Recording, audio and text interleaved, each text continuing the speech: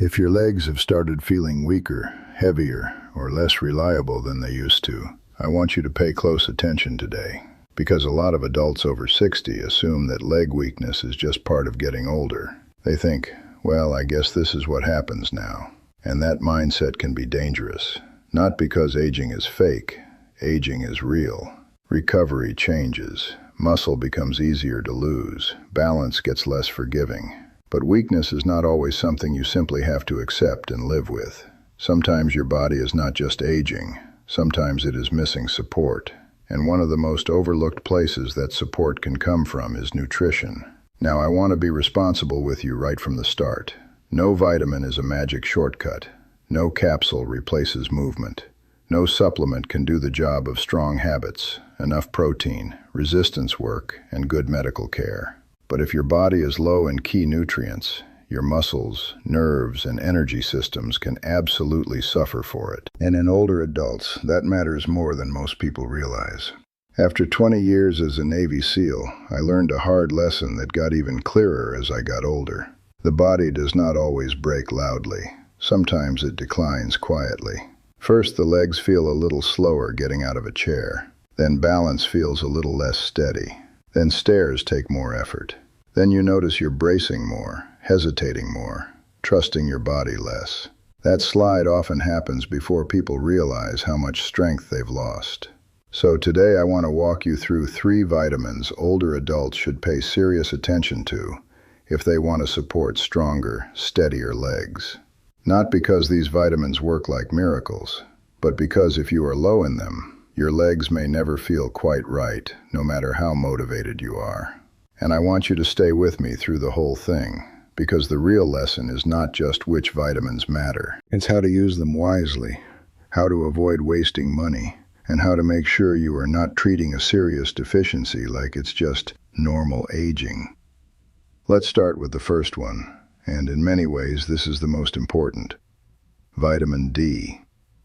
Most people hear vitamin D and think bones. That's true, but it's incomplete. Vitamin D helps your body absorb calcium, yes, but it also plays an important role in muscle function and nerve signaling. Your muscles need vitamin D to move, and your nerves need it to carry messages between your brain and your body. That means if your vitamin D is low, your legs may not just feel weaker. They may feel less responsive, less steady, less reliable. That matters more after 60 because low vitamin D becomes more common with age. People spend less time outside. Skin becomes less efficient at making vitamin D from sunlight. Diet may not provide enough. And if levels drift down far enough, you may notice things like lower body weakness, fatigue, slower recovery, or a greater fear of falling. Vitamin D deficiency risk increases when blood levels are low, and older adults are one of the groups most often told to discuss vitamin D status with their clinician. Now here's where people get this wrong. They hear that vitamin D matters, and they immediately think more must be better. That is not how this works. Too little is a problem. Too much can also be a problem. Vitamin D toxicity from supplements can cause serious issues, including high calcium levels and kidney complications. So this is not something to megadose casually because a video online made it sound exciting. What I want you to do instead is think in terms of sources and strategy. You can get vitamin D from sunlight, fatty fish, egg yolks, and fortified foods. Some people also need supplements, especially if blood levels are low or their doctor identifies a deficiency. And yes, vitamin D is fat soluble, so taking it with a meal that contains some fat can help absorption. But the smartest move is not guessing. The smartest move is testing when appropriate and matching the plan to your real level. Let me say that again because it matters. If your legs feel weak and your vitamin D is low, correcting that deficiency may help support better function. But vitamin D is not a magic replacement for movement. It is support. It is part of the foundation. And that leads us to the second vitamin, vitamin B12. This one is a big deal for older adults and it gets missed all the time. Vitamin B12 helps keep your blood and nerve cells healthy, and deficiency can cause fatigue, weakness, numbness, tingling, balance problems, and neurological changes. If you are hearing those symptoms and thinking, "That sounds like a lot of things older adults complain about," you're exactly right. That's why B12 problems often get overlooked. People think it's just age. Sometimes it's not. Sometimes it's a correctable deficiency. And here is what makes B12 especially relevant after 60. Even adults who eat enough B12 can still become deficient because absorption becomes harder with age, or because of certain stomach problems, lack of intrinsic factor, or medications that interfere with absorption. In other words, the issue is not always intake. Sometimes the issue is that the body cannot pull enough B12 out of food efficiently anymore. Now think about what that means for your legs. If the nerves that help your brain communicate with your muscles are not working well, your legs may feel weak even when the problem is not purely muscular. Your balance may feel off. Your feet may feel strange. Your reaction time may feel slower. You may describe it as, "My legs just don't feel like they belong to me sometimes," and not realize that the nervous system may be part of the story. That's why B12 deserves real respect. Food sources include meat, fish, dairy, eggs, and fortified cereals. But for some older adults, food alone may not be enough because of absorption issues. In those cases, a clinician may recommend oral supplements, sublingual forms, or sometimes injections, depending on the situation. The important point is this: if you have symptoms like tingling, numbness, unusual fatigue, poor balance, or unexplained weakness, B12 is worth discussing with your doctor instead of ignoring it and hoping it goes away.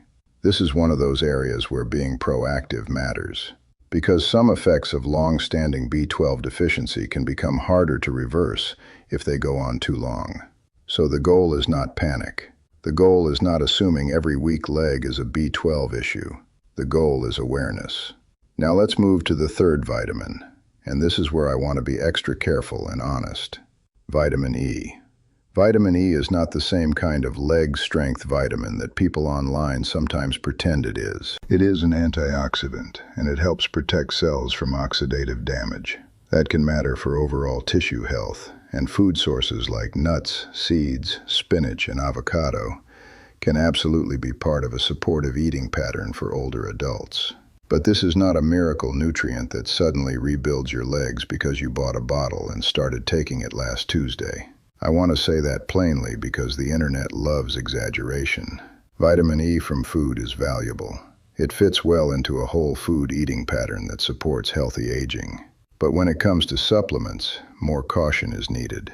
High-dose vitamin E supplements can increase bleeding risk, and some research has raised questions about harm at higher supplemental doses in certain populations.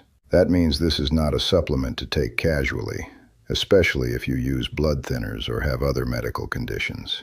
So why am I including it at all? Because the original idea behind it has a sliver of truth buried under too much hype. Good circulation, reduced oxidative stress, and overall nutritional quality do matter for how your legs feel. Older adults often feel better when their diet includes nutrient-dense foods like almonds, sunflower seeds, leafy greens, and avocado. But that benefit comes from the full pattern, not from pretending vitamin E is some secret shortcut. And that is a lesson worth remembering, because it applies to all three of these vitamins. You do not get stronger legs from vitamins alone. You get stronger legs from a supported system. That means enough protein to maintain muscle, enough movement to tell the muscle to stay, enough balance practice to keep your nervous system sharp, enough recovery, enough hydration, and enough key nutrients that your muscles and nerves can actually do their job. That is how adults over 60 should think, not in terms of miracle supplements. In terms of removing bottlenecks, if vitamin D is low, that is a bottleneck. If B12 is low, that is a bottleneck. If your diet is so poor that you are missing the basics, that is a bottleneck. And once those bottlenecks are addressed, your body often responds much better to the things that really build stronger legs, like walking, resistance bands, sit-to-stands, heel raises, step-ups, and balance work. Now let me give you a practical way to think about this. If your legs feel weaker than they should, ask yourself a few honest questions.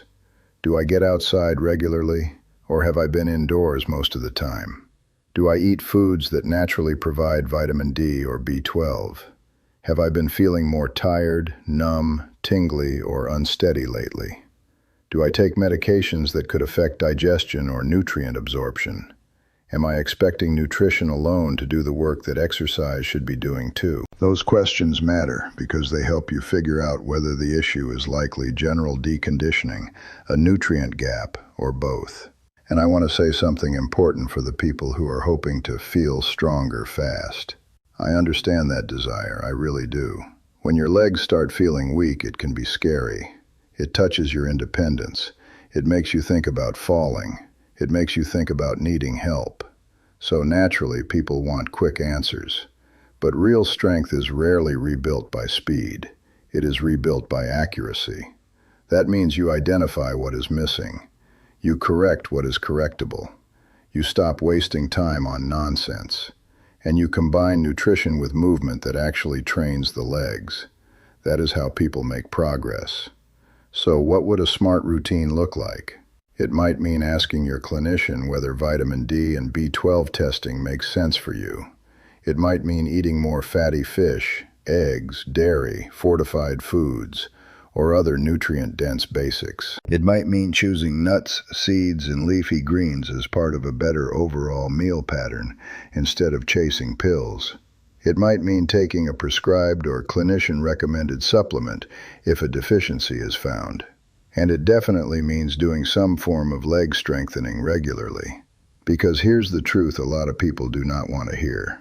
The best vitamin in the world cannot replace a chair rise. It cannot replace a calf raise. It cannot replace walking practice, balance work, and using your muscles often enough to remind them they are still needed. Still, nutrition matters far more than many people realize. A leg that feels weak may not just be a lazy leg. It may be an undernourished leg, a poorly signaled leg, a leg whose nerves are not communicating well, a leg whose muscles have not had the nutrients or the training signal they need. That is why this conversation matters. And I want to address one more mistake older adults often make. They wait too long. They tell themselves, I'll see if it gets worse. I'm just getting older. I probably just need to rest more. Then months go by. The weakness gets more obvious. Balance gets more uncertain. Confidence drops. I would rather see you ask questions early. If you have ongoing weakness, frequent stumbling, numbness, tingling, major fatigue, or sudden changes in balance, bring that up. Don't just self-diagnose from a supplement aisle. Weak legs can come from many things, including sarcopenia, nerve issues, medication effects, spinal problems, poor circulation, or vitamin deficiencies. The smart move is not guessing forever. The smart move is getting clarity. So let me bring this home. If you want stronger legs after 60, pay attention to vitamin D. Pay attention to vitamin B12. Be smarter and more cautious about vitamin E, favoring food first and being careful with supplements. And above all, stop thinking in terms of magic bullets. Think in terms of support. Support your muscles. Support your nerves. Support your circulation. Support your balance. Support your habits. That is the real path. And if you are wondering where to start with the most honest approach possible. Talk to your doctor if symptoms suggest deficiency. Get tested when appropriate.